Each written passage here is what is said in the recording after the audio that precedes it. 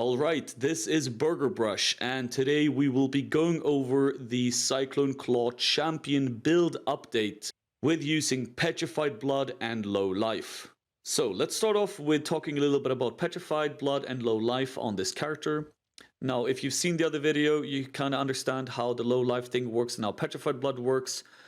So on this character, we will actually reserve a large portion of our life pool through aura, so we can gain damage buffs through that. And since we won't really utilize the top half of our HP, it doesn't matter, we can actually reserve this. But what we want to do is that we do not want to reserve all the way down to 50%, so we can only be at low life all the time. We need a little bit of a buffer. So if you see really closely here, there's a small little window, and I'm reserving about maybe 49% life. And this enables me to once again turn off Petrified Blood, gain that small life pool, turn it on again, and then I have life tap with Whirling Blades, or you just take damage, or you use Blood Rage or something like that. So I go below my low life threshold again, and I gain Adrenaline.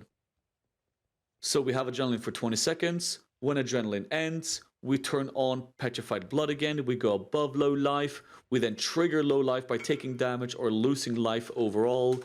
And we will gain Adrenaline all the time. Like, we can just have Adrenaline all the time. It's removed now. I do this. Adrenaline is back. 100% more damage, 25% attack and movement speed. So we're zooming faster through maps. We're clearing faster. And we're doing heaps more damage.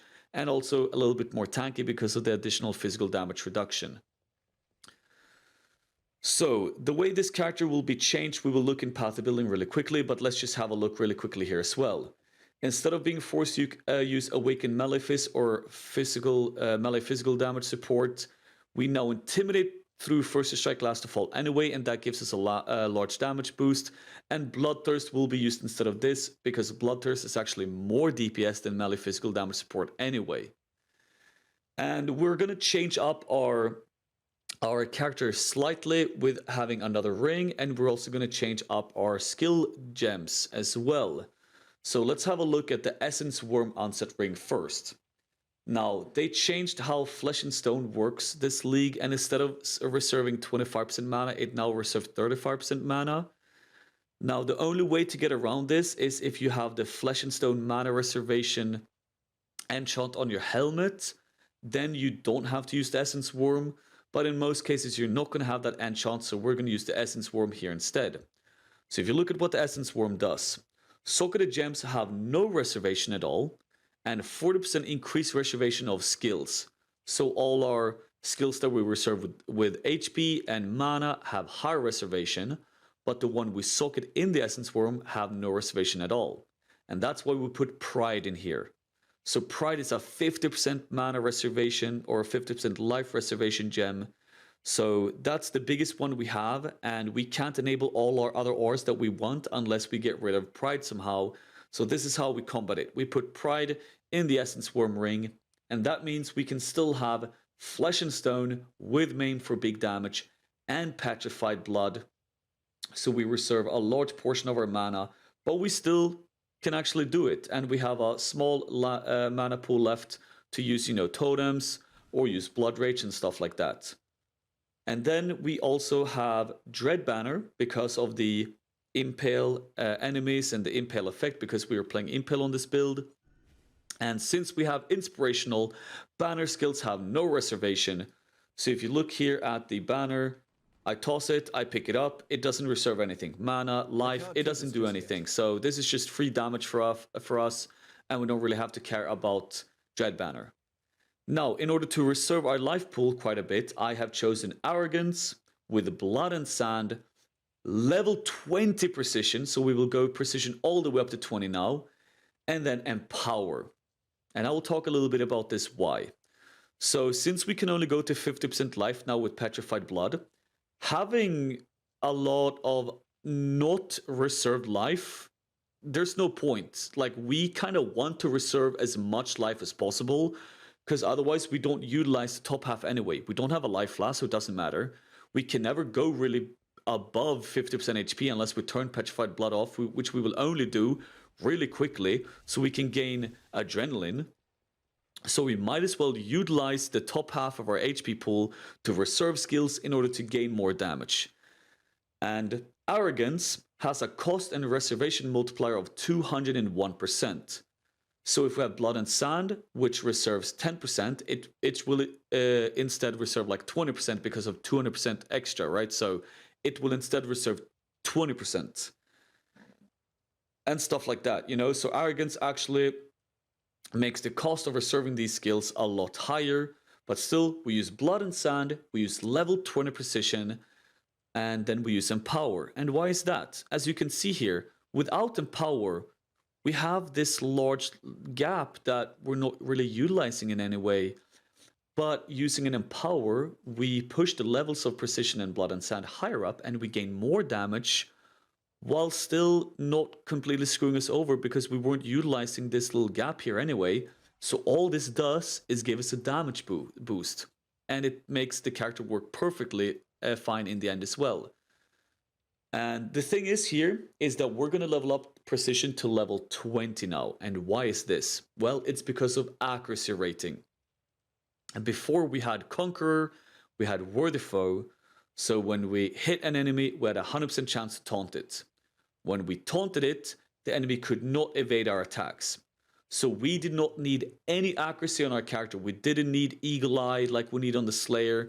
We do not need flat accuracy on any of our gear, which is just annoying. You're like, oh, I need life, I need damage, I need accuracy. Like, how am I going to get that? More expensive items, harder to craft. Don't have to worry about that now. Level 20 Precision gives us so much flat accuracy that we just go all the way up to that thick, juicy 100% chance to hit eventually. I don't really have it in this character because my skill tree is a little bit wonky here. This is my standard character, but we will have a 100% chance to hit with this. And also, because of how Inspirational works, 30% increased effect of non-curse Rs from your skills.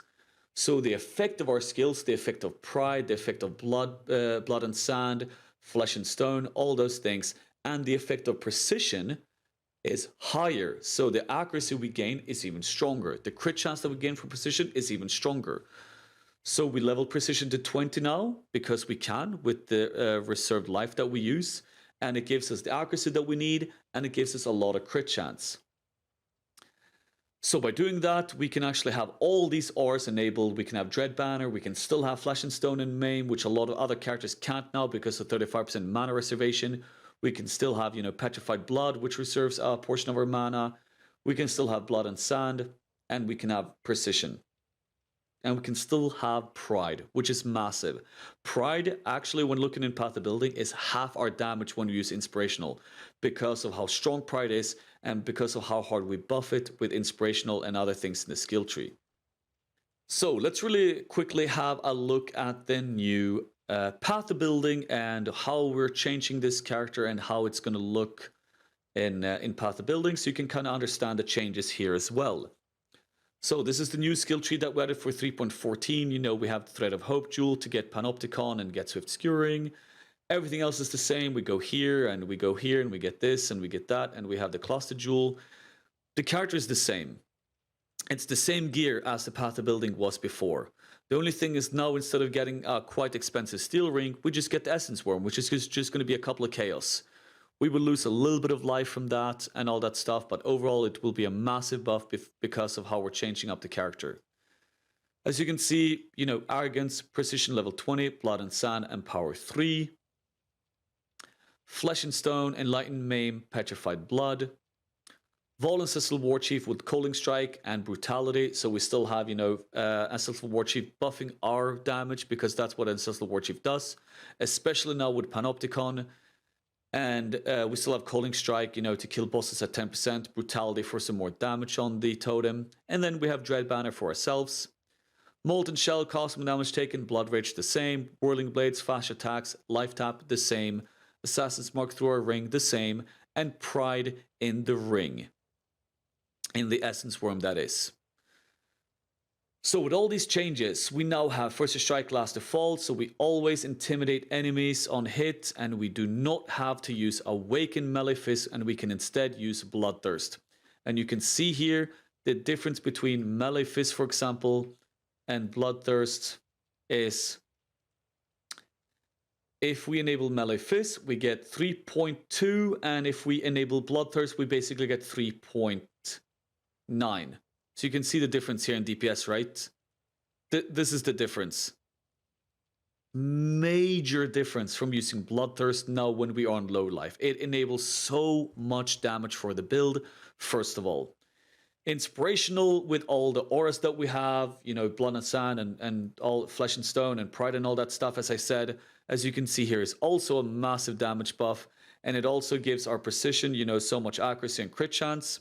And as you can see here, hit chance is now 100% when we have precision at level 20. So we don't have to worry about, you know, having Eagle Eye or having any accuracy on any gear. It's fine. We are hit chance capped, which is super important on this build, you know. So that's all good, and we got that going for us. And then with First Strike Last to Fall, we also gain Adrenaline all the time when we do the trick, and Adrenaline is also a massive buff here. So you can see now that the damage is about 10.3, but that's because I have Banner planted, because Path of Building is currently not updated to understand that Inspirational does not give banners a reservation, but Path of Building doesn't understand at that point. So when I, you know, enable Dread Banner, it removes our unreserved mana to goes below. So in order to show you guys that it's no problem, I just have it planted. Planted gives us a damage boosts, and you can plant it if you want, but you don't have to. But I'm just showing off that, like, yeah, our unreserved mana is going to be fine. Nothing to worry about, right? But yeah, like, look at the damage here. 10 million DPS. If I take the same character that we have here, and I look at the non-low life version, where we go Worthy Foe, Conqueror, you know, Unstoppable Hero, Master of Metal instead. It's the same skill tree, it's the same gear, but instead we have the Steel Ring instead of the Essence Worm. You can see that the damage is at 6.6 instead. It's the same character, it's the same gear, it's the same thing. But the changes that I made is that we now have more and stronger auras enabled. We now have Adrenaline on top of that, which is damage and movement speed, so better clearing. And we also get to play around with the new Petrified Blood aura. So these are the changes that I will be introducing, and I'll be adding a new section to the guide as well. After I update the guide really soon, I will add a new section called Low Life and Petrified Blood, where I will talk about these things and how you can apply them and kind of the gear changes that we want to do. And also, if you look at the BIS gear, aka the very expensive version, very strong, very expensive, top-end gear, 460 physical DPS claw, you know, strong Warlord spike gloves and tailwind boots, and a really good steel ring, really strong lapis amulet, all those things. You can actually see here that this damage is now at 24 million DPS. Now, what's funny about this Path of Building is that before I started this damage was around 15 or maybe 17 million, if I'm not mistaken. So I managed to push not only the other character from 6.7 up to 10, but I managed to push the BIS gear from 17 to 24 million by doing the same thing. We got the Essence Worm. We go First Strike Last to Fall. We go Inspirational. The skill tree is the same. But now instead we're at 24 million DPS instead of 17 with the super high-end, very expensive gear.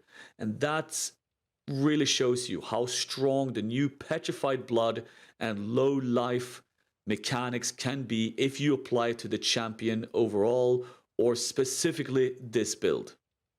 Alright, we made it through the video. A lot of information about the build, and the guide will be updated soon, and I hope you enjoy this video. And if you want to play around with these mechanics, I mean, like, feel free to do so. I need some feedback on this, as I've only played around with it in standard. I have some people in my Twitch channel currently trying out this, and they're going to give me feedback as well. But I appreciate all the feedback so I can improve the build even more. So thank you very much for watching. Remember to subscribe here on YouTube, and go check out my Twitch at twitch.tv/burgerbrush.